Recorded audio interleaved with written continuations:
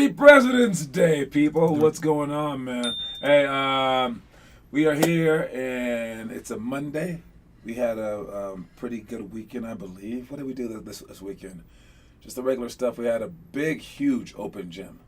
All right, and we had some games this weekend, of course. And I thought both those things went really, really well. We'll find out who's going to become members by the end of the month. I offered it to a lot of people, but, I will always stay honest with the people when they ask me, basically, will it be easy? And I'm like, no. And if I just say yes, they'll give me the money, right? Or if I keep it simple, where it's like, it's 2 days a week, it would be simple to make money. But our thing is daunting. And a lot of people, they are, I believe the gist of it is that they're afraid of their own greatness, all right? Or they're afraid of, crashing and burning, I suppose. All right? If I try my hardest, will that be a waste of time?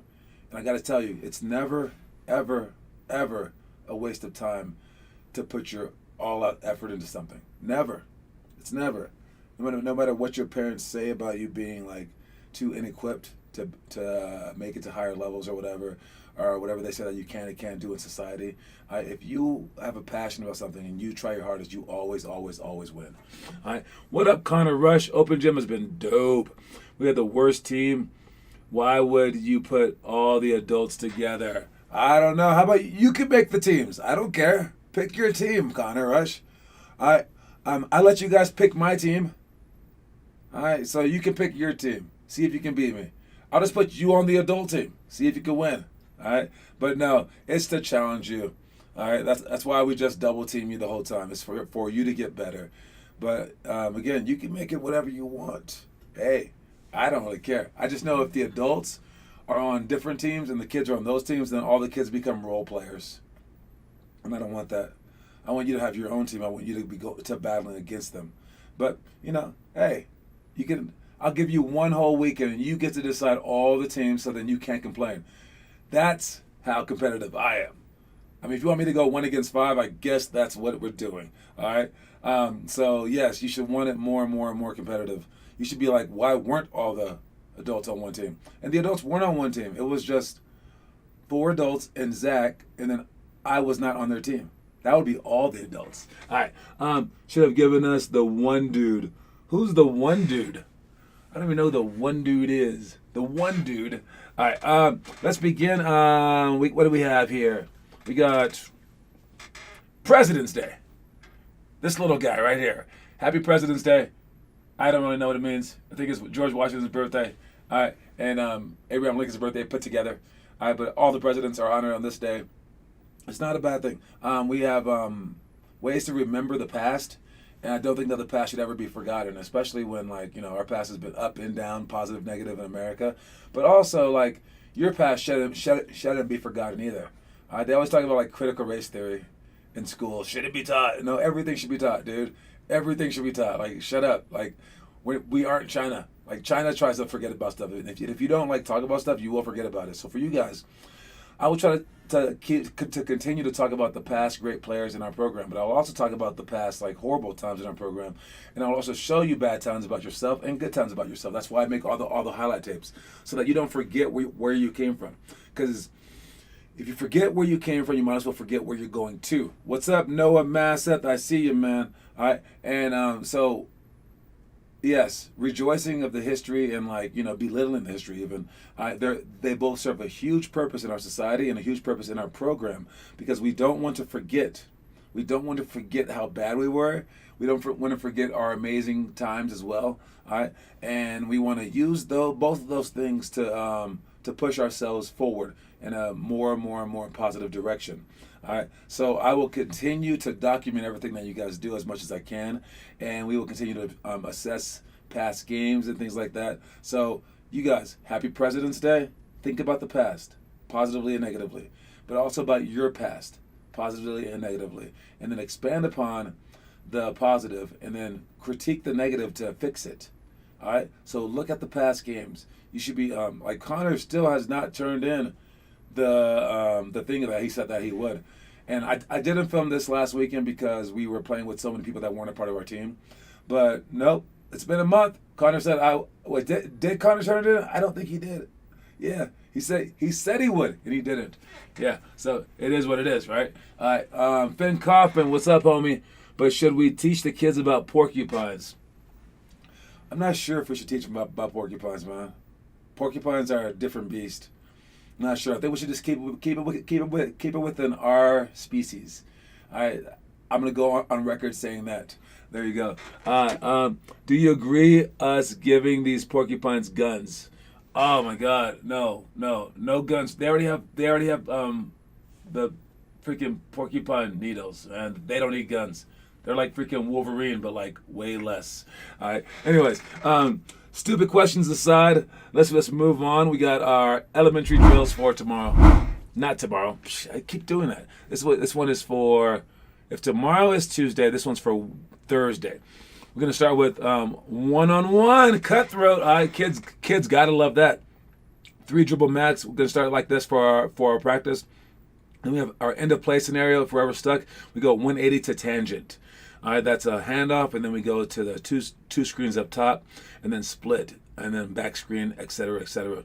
Then double the post on the dribble. That's where we always want to force the post to the middle. Where we want to force the wings to the baseline, we want to force the post to the middle whenever we are guarding that post.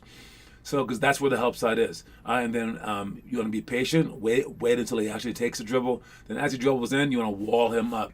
You want to make him make a tough shot as opposed to swinging for the blocks. Then we have, what is that? Outlet pass. Outlet pass with your butt to the baseline. All right, sprint, be loud, etc. Then miss the free throw on purpose when we need to score. And then 10 plus seconds down by three with free throws. All this stuff is on Thursday. All right, looking at the stuff that we did last Thursday. All right, it's 1-on-1, 5 seconds from half. Thought we did a pretty decent job with that. 3-on-3, no dribbles. We could have done better at that. We didn't quite get it. And then in the games, we forgot about the lessons that we should learn from this. Is don't immediately take a dribble. Set solid screens. Pass the ball with the correct hand. All right. So yes, that's why we do the 3-on-3 no dribble. Post positioning on the swing, it was decent. You guys understood it somewhat. You guys are getting better at help side. I like that. Intentional foul. We haven't reached that point yet during games, but I believe that you guys understood it during practice. Fouling with fouls to give, again, same exact thing as before. We haven't reached that point in games, but you guys sound like you understood it. And then up by 5 with 3 minutes left. We have not been in that position yet, at least not with our junior high. Our high school has. So it's about clock management and managing the lead, weighing patience and aggression. All right. Now for the things that we will do, let me see. What does this say? Do you agree? No. I did in the comment section. No. When did we give the no? I'm not on paper, but I don't know what you guys are talking about. I missed a free throw on purpose because my teammate was coming in for me, but then my teammate got a lane violation. You can't miss a free throw for that reason, dummy. All right. Dang, man. You can't miss a free throw on purpose just to stay in the game. I think that you just missed it because you can't make free throws, and then you said that afterwards. Blake's game highlights, they did look pretty good. He's shooting the ball well. Hopefully he's being an all-around player too. All right, the one that we will be doing, like I said, will be the middle school stuff. This is the stuff that we will be doing on Tuesday. The swoop layup chase, I'm going to show you guys that fast so we can get to it, and then I'll try to break it down for those of you guys who can't do it. All right, and it's just dribbling the ball up from the wing and then driving middle, scoring with a swoop layup while the weak side person is on the opposite baseline going foot fire, and he's sprinting over to try to help at the last second. As he gets better than you, he's going to move further and further toward the opposite corner. So he has to go further and further to catch you. So we're trying to give you the best chance to do this swoop layup to practice it. And you have to do it quickly. This is one of our warm-up things as well. Athletic rebound to put back, catching the ball with one hand, pounding it into two, as we're twisting our feet so that we can be perpendicular to the defender so we can shoot a hook shot over them. Meet the post on the break. Don't let people post us deep. You're going to meet them around the elbow or just inside with a big, huge forearm, and then make them go behind you, not in front of you. All out deny great players. You know, we did this in my adult league game last night. We played against a guy who normally just kills us. He's a great shooter. But I figured out that he only goes one direction. And I was like, he always pulls up when he goes left because he's right-handed, which most right-handed people do. And I was like, force him to the right. So I started guarding him, force him to the right. I said, I'm going to overforce him. I want help side. When he comes to the basket, because I'm not going to try to stay in front of him. I'm just going to force him to drive right. No one helped me out, and he kept getting layups. And I was like, guys, be there for me, and they didn't quite understand it. So I switched one of our average players on him and said, just force him into me. I'll help you since you're not helping me very well. And the guy did it for a couple of plays, and I was right there. And then he didn't understand the assignment, so I told him to stay with that guy. He switches off during a rebound thinking that someone else had him, and I yelled at him. I was like, dude, stay with him. Finally, I was like, I'll switch back, but at halftime we rectified it, and he didn't. He still didn't get it. I was like, stay with him, and then he finally did. And we locked him down the whole entire half. He was so frustrated because I was right there every single time. So when we go face guarding, overly denying players, it takes focus and it takes trust. It takes trust that everyone's going to help you out. It takes focus to not worry about loose balls, rebounds, or anything like that. You're just staring at a guy's chest. And for me, when I used to do that in college, it was a very boring job. I get it. And you're inundated with all these things to do. What happens? What happens? What happens then? Should I help? Should I, because all the things that you're thinking about during practice. No, not now. Not when you're assigned to the best player on the opposite team and we say shut him down or shut her down. You just stare at that person's chest and you don't even look at the game.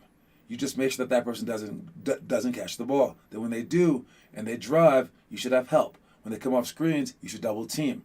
All right? And you just get them from the moment that we miss a shot and they get the defense rebound, you're picking them up full court to try to frustrate them as much as possible. All right? I've seen players basically cry over this. That's how that guy was last night, actually. All right? It's a very good strategy, but it takes a very smart player to understand that your job is one-fold, basically. All right? He got so pissed last night, though, didn't he, though? Let's see. Today's boot camp was only a second one I've been without Gavin Witt. I saw Blake's highlights. It's kind of peaceful with him because he doesn't speak. Yeah, we had a great boot camp this morning. This morning. We had four players, and it wasn't even our normal players. We had Jake Aarons, and we had Aiden. They showed up, but then we had a new player, Chris.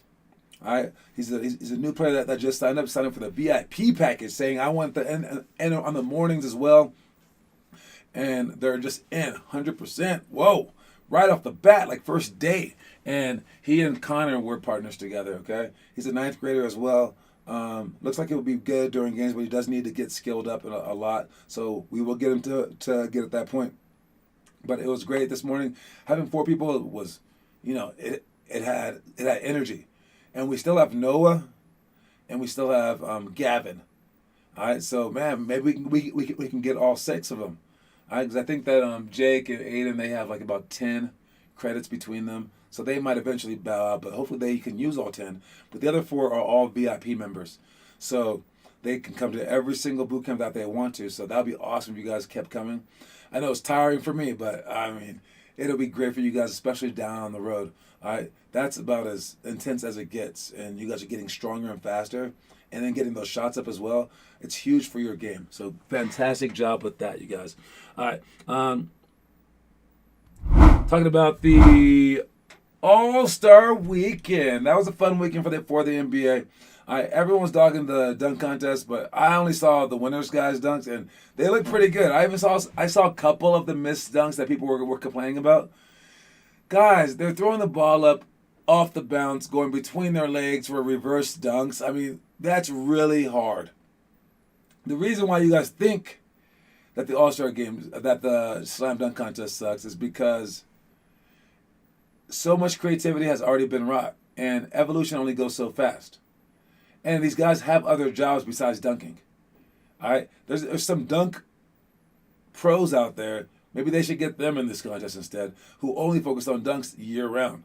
These guys are trying to work on their jump shot, on their team plays, on their chasing after Instagram models, okay? They don't have time to be practicing dunks all year long. All right? But there have been a few great recent ones, with Jason Richardson, and then of course the 2 guys, Levine and Gordon, and then airplane mode, right? But normally it's hard to come up with the new stuff, man. It's hard enough to practice on those dunks that Vince Carter was doing, but now basically everyone can do the Vince Carter dunks, which is crazy. Evolution does not work that fast. That is creativity at play. As for this thing right here, LeBron James comments about his future, about on his future raise Bronny's value. Do they? Man, who wouldn't want to?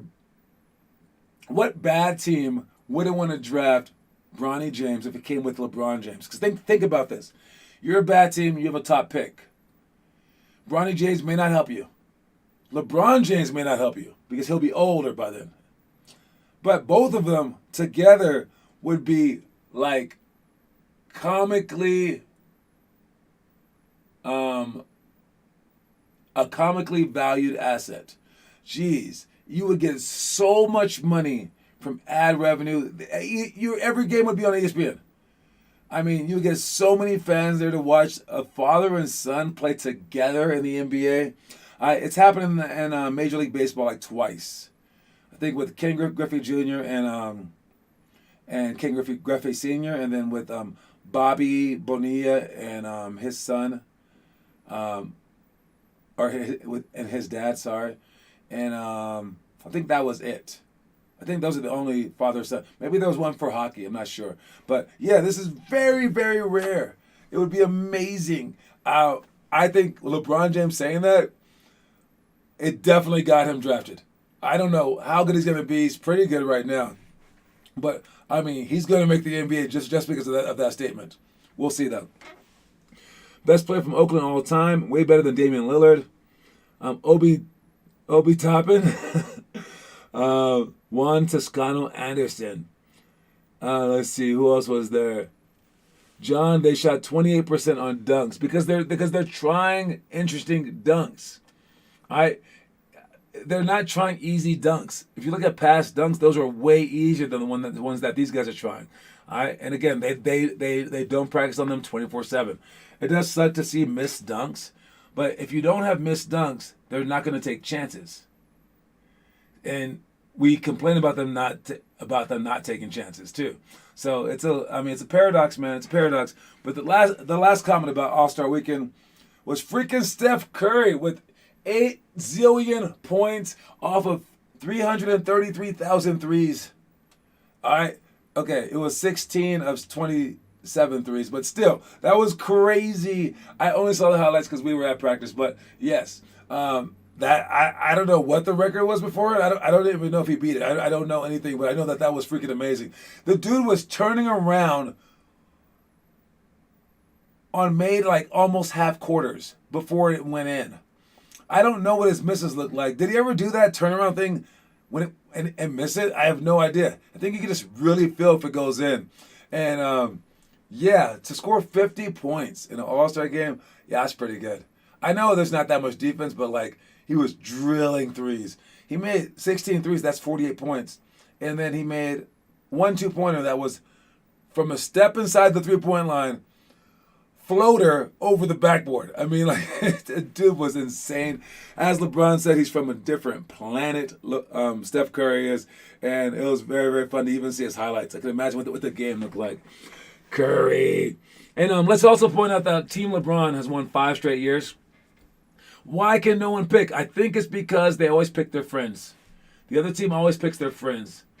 LeBron just picks the best players. How does LeBron get Steph Curry, Jokic, and who else was on his freaking team? Steph Curry, Jokic, and was it Giannis on the same freaking team? There are 3 of the MVP candidates on the same team. I mean, Durant's not even trying. So, like, LeBron wins every single time because he's a great GM. No, I think the other people are just picking their friends. So, don't pick your friends, guys. I mean, like, you shouldn't be, like I had some people say, oh, we want to be in this program, but the friends want to stick together. Fantastic. But imagine you said that crap for school. Again, I'm not saying whether you should do it or not. It's a game, right? But if you said this for school and we're like, oh, I want to be in this class because of my friends. I want to study for this test only if my friends do it. How far are you going to make it if you follow just your friends? You're going to be less likely to make it to higher levels if you're doing school for your friends. Therefore, you'd be less likely to make higher higher ranks in basketball if you do it just for your friends.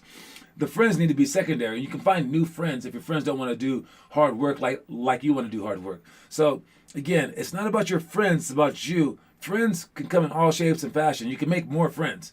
You're not losing those friends ever. So yes, stop picking your friends, guys, please. All right. Why be a captain if you can't play?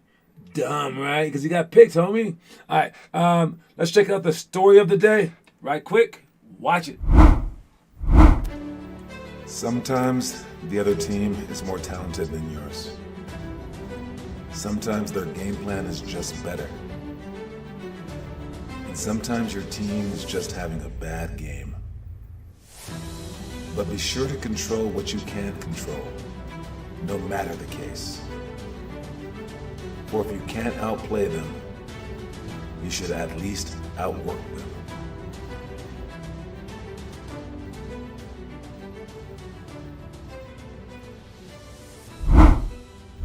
Yes, if you can't outplay them, at least outwork them.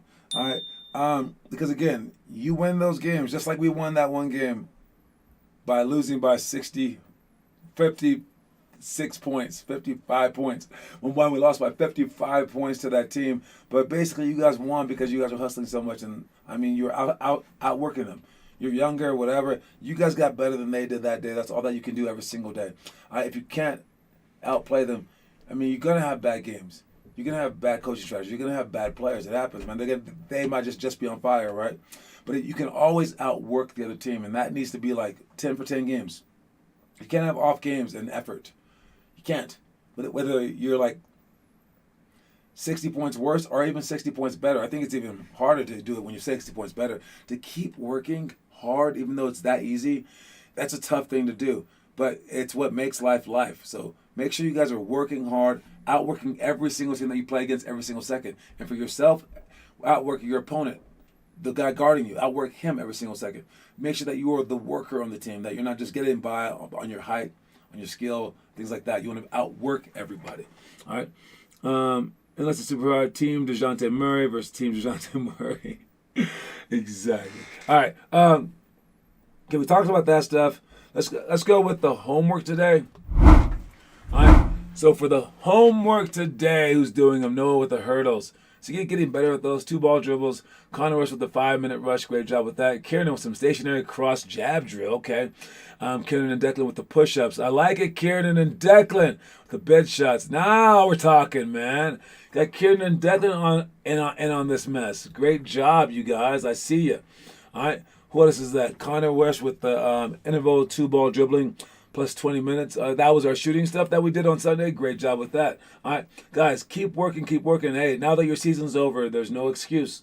Let's just push it up. Connor says he's going to come 3 times this week, 4 times next week, then 5 times from then on. We will see if that happens for the morning workouts. All right, fantastic job to everybody who's posted homework. As for the daily challenges, all right, we have the 8th grade challenge. All right, hey. Again, like I said, I'm going to talk to you guys as if you were trying your hardest. As if you were truly trying your hardest. I'm going to talk to you right now. 8th graders, congratulations. You are on day 100 of 100 of the Preobrazovanie Challenge. That means 5 sets of Lana's moves, Kobe post moves, elbow sweeps, double bounce series, and 50 push-ups. 5 sets of those. Great job. You did it. And we got, what else is there? 25 knee jumps in this, 5 minutes of God's drill, and make 10 free throws, sprint for the misses. Congratulations on making it this far. You did it. And this last 100 days, you remember how bad you were 100 days ago. You remember you couldn't do 1 jump rope. You remember, man. And you did this. All right. Preobrazovanie, it means it means to transform. To transform. So you're going to transform from a marshmallow to a monster. All right. That's what they call soft people in Russia. They call them marshmallows. All right. So we are transforming you guys, and great job with that, all you 8th graders. Now, if you're a 7th grader, this one's yours for next year. All right. This is a hard challenge, but you know our 8th graders did it. That's enough line for the day. No one did that crap. All right, man. Y'all have not been doing this stuff, man. So except for Connor. Connor's keeping track of the book. Let's see if you guys can keep up with the book for at least a week. Who can do the book perfect for a week? Try for a week. We'll start with the week, and then we will move slowly toward 12 years. All right. The trivia question today. Kieran and Declan, you pushed 3 of my videos out. I see all the videos no matter what. Don't worry about it. Even if you don't make the show, you made the playlist. Don't worry. All right. That thing's not popping up, but we know that Finn Kaufman is the leader. There it goes. 7 points for Finn Kaufman, followed by 4 for Connor Rush, 3 for Noah Masseth, 2 for Jake Aarons, 1 for Sean Amin. And we have this question as our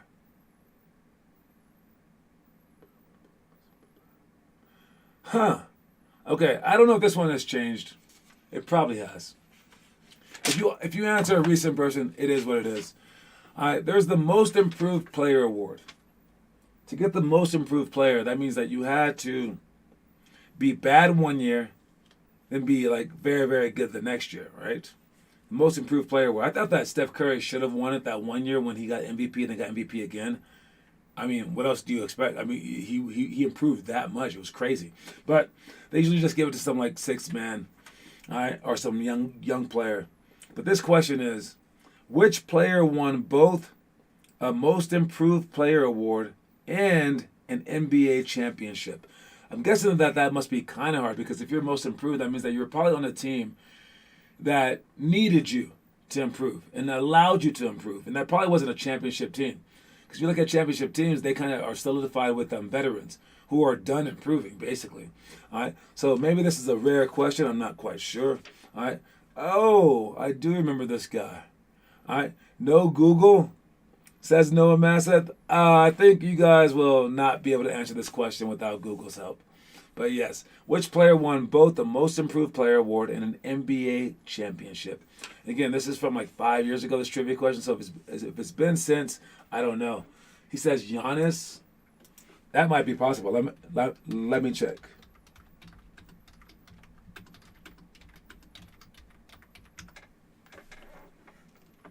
Most Improved Player Award. You know, Giannis has won both. That is not what this thing said, but when did Giannis win it? It was before he won the championship. That's why this isn't on here. But looking at the people that have won the most Improved Player Award who have also won championships, it looks like there's 2 people now. There's 2 people, and I would say, yep, it's that guy and that guy. Pascal Siakam, he's another one. I am right and Connor is right, but I was first. So there was indeed Giannis and Pascal Siakam and Boris Diaw is the third one. But yes, there have been so many since, and there weren't any before that. That's crazy. So for like the history of the award, which was like basically 40 years, no one had ever won both. Beside one player, and that was Boris Diaw. In just the last 5 years, there's been 2. Giannis and Pascal Siakam. That's crazy. But yes, Connor Rush, you were second. And that means that, once again, Finn Kaufman is first. He's now at 8 points right there. Great job, Finn Kaufman. All right. To finish up, we got our quote of the day. The quote of the day is to live life daily. Wait, what else can you do with life besides live? I guess some people just don't live their lives. They just kind of like let the day pass, I suppose. But I think it comes down to what you consider life to be. And a lot of people like to say basketball equals life. Well, if it does, then you should do that daily. All right? And living is a whole lot different than just sleeping in all day.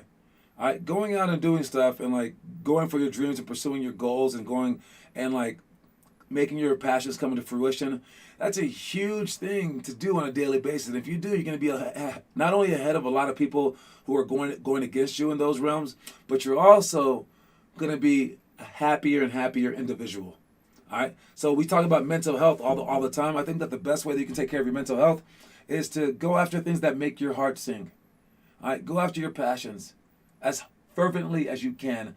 All right, every single day. And yes, the quote of the day for Tuesday is live life daily. All right, that's my time, you guys. And that's about all that I have. I see nothing in the comment section. Kevin Love was a decent guest. He did have a few improvement years and a few decline years as well. But yes, make sure you guys are keep working. I'll see if I can get my music up here. There we go. I am out like a trout. Peace, y'all.